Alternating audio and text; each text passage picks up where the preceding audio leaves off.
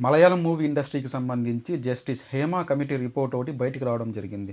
ఆ రిపోర్ట్‌లో ఉన్నటువంటి అంశాలు గనక మనం చూసామంటే, మలయాళం సినిమాల్లో నటించేటువంటి హీరోయిన్‌ల పరిస్థితి గానీ, ఆ సినిమాల్లో పనిచేసేటువంటి జూనియర్ ఆర్టిస్ట్‌లు అమ్మాయిల యొక్క పరిస్థితి గానీ, ఇంత ఘోరంగా ఉంటుందా అని అనిపిస్తుంది. ఆఫ్‌కోర్స్ మలయాళం ఇండస్ట్రీలో ఒక్కటే కాదు, ప్రతి సినిమా ఇండస్ట్రీలో కూడా అమ్మాయిలు ఇలాంటి పరిస్థితిని ఎదుర్కొంటున్నారు. అసలు ఏంటి ఈ జస్టిస్ హేమ కమిటీ అంటే ఏంటి? ఎందుకు దీన్ని నియమించారు? అసలు ఎందుకు ఈ సమయంలో ఈ కమిటీ అనేది బయటికి రావడం జరిగింది అని చెప్పేసి మనం మాట్లాడుకుందాం. మనందరికీ తెలిసే ఉంటుంది. హీరోయిన్ భావన. అదే మన తెలుగు సినిమాల్లో కూడా చాలా చేసిందామె. 'మహాత్మ' సినిమాలో శ్రీకాంత్ హీరో, కృష్ణవంశీ డైరెక్షన్‌లో భావన హీరోయిన్. ఏం జరుగుతోంది, ఏం జరుగుతోంది అని ఒక సాంగ్ ఉంది కదా! చాలా పాపులర్ అయింది. సో, ఆ సాంగ్‌లో ఉన్నటువంటి హీరోయిన్ అనమాట. తెలుగు సినిమాల్లో చాలా చేసిందనమాట ఆమె.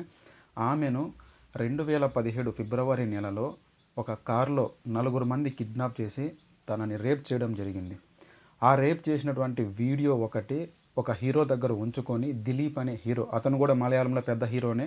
అతని దగ్గర ఆ వీడియో ఉంచుకొని, నాకు ఇంకా కావాలి, నువ్వు నా దగ్గరకు రావాలి అని చెప్పేసి తనని బ్లాక్మెయిల్ చేయడం జరిగింది దిలీప్ అనే ఒక హీరో. సో ఇదే విషయంలోనే తను కేసు పెట్టడం జరిగింది. నాకు న్యాయం జరగాలి అని చెప్పేసి తను కోరుకోవడం జరిగింది. తనకు మద్దతుగా చాలామంది అక్కడ ఉన్నటువంటి మూవీ ఇండస్ట్రీలో కానీ, అక్కడ ఉన్నటువంటి స్థానికంగా ఉన్నటువంటి ప్రజలు కానీ తనకు మద్దతు తెలపడం జరిగింది. దేశం మొత్తం అంతా తనకు మద్దతు తెలిపారు. ఆ సమయంలోనే ఆ కేరళలో ఉన్నటువంటి అప్పుడు ప్రభుత్వము 2017లో ఒక కమిటీని నియమించింది. అంటే ఈ మూవీ ఇండస్ట్రీలో ఏం జరుగుతుంది అని చెప్పేసి తెలుసుకోవాలి, అసలు అమ్మాయిలకి ఇలాంటి అన్యాయం జరగకూడదని చెప్పేసి ఒక కమిటీని నియమించారు. 2017 సంవత్సరంలో ఒక కమిటీ, అదే జస్టిస్ హేమ కమిటీ. ఇందులో రిటైర్మెంట్ ఒక న్యాయమూర్తి ఉన్నారు. ఆ తర్వాత మూవీ ఇండస్ట్రీకి సంబంధించి శారద, ఆమె వచ్చేసి 'యోగి' సినిమాలో ప్రభాస్ గారికి అమ్మగా ఉంటుంది కదా! ఆమె కూడా ఈ కమిటీలో ఒక మెంబర్ అనమాట. ఐఏఎస్ ఆఫీసర్ కూడా, రిటైర్డ్ ఐఏఎస్ ఆఫీసర్ కూడా ఈ కమిటీలో ముగ్గురున్నారు. సో, ఈ ముగ్గురు ఈ మూవీ ఇండస్ట్రీలో ఏం జరుగుతుంది, అమ్మాయిలు ఎదుర్కొంటున్నటువంటి సమస్యలు ఏంటి, దీని మీద ఒక రిపోర్ట్ తయారు చేసి ఆ నివేదికని గవర్నమెంట్‌కి ఇవ్వాలన్నమాట. ఇది 2019 సంవత్సరానికంతా కంప్లీట్ చేసేసి ఈ రిపోర్ట్‌ని ఇవ్వడం జరిగింది. సో, అది ఇచ్చిన తర్వాత దాదాపుగా 5 సంవత్సరాలు ఆ రిపోర్టులో ఏముంది, ఆ నివేదికలో ఏముంది అని చెప్పేసి అసలు బయట అనేది పెట్టట్లేదన్నమాట. ఎందుకు అంటే అది గనక బయటకొచ్చింది అంటే మలయాళం మూవీ ఇండస్ట్రీ యొక్క పరువు పోతుంది అని చెప్పేసి దాన్ని బయటకు పెట్టలేదు. సో, ఈ మధ్యలే 2024 సంవత్సరంలో ఒక 2 రోజుల క్రితము ఆ రిపోర్టులో ఏముంది, ఆ నివేదికలో ఏముంది అని చెప్పేసి బయటికి రావడం జరిగింది చాలామంది ప్రొటెస్టులు చేసిన తర్వాత. సో, ఆ రిపోర్ట్ బయటకు వచ్చిన తర్వాత మన తెలుగులో మా అసోసియేషన్ ఎలాగైతే ఉంటుందో దానికి అధ్యక్షుడు మంచు విష్ణు ఉన్నాడు కదా!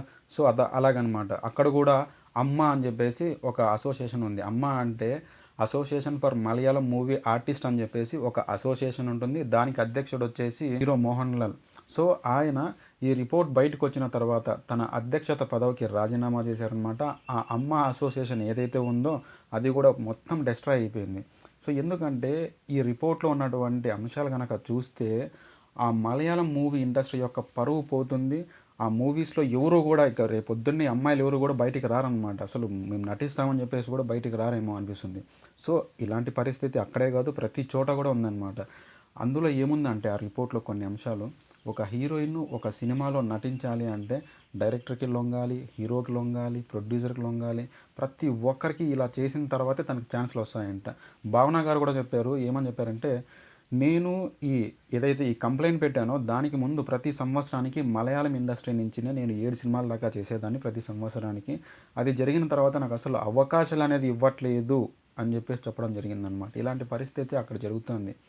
సో, చూడాలి ముందు ముందు ఎలా ఉంటుంది. కానీ అక్కడ ఆ మూవీకి సంబంధించి మలయాళం మూవీసు కంటెంట్ బాగుంటుంది.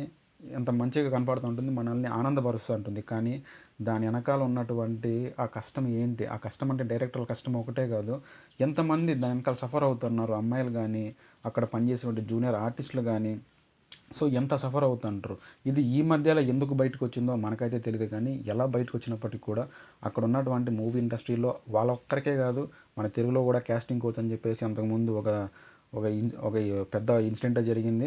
సో, ఇలాంటి ప్రతి ఇండస్ట్రీలో కూడా ఉన్నాయి. ఇవన్నీ రూపం మాపిన తర్వాతే చాలామందికి అవకాశాలు వస్తాయి. మంచిగా టాలెంటెడ్ పర్సన్స్ కూడా బయటకొచ్చి వాళ్ళు నటిస్తారనమాట. దీనికి భయపడి, ఇట్లాంటి వాటికి భయపడే చాలామంది మూవీస్‌కి దూరంగా ఉండింటారు.